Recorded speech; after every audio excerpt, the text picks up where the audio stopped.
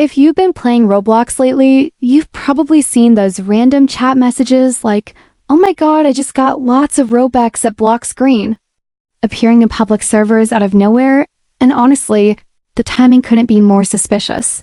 So today we're digging into what's really going on behind this sudden hype.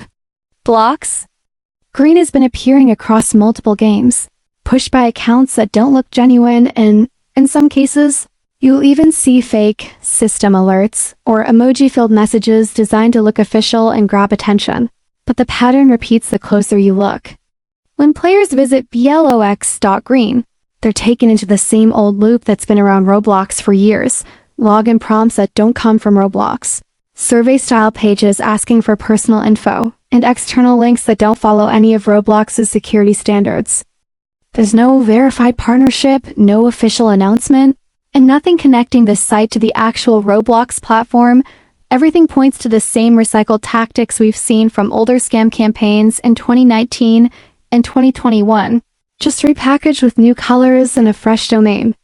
Some users claim the site works, others say it's harmless, and many just ignore it.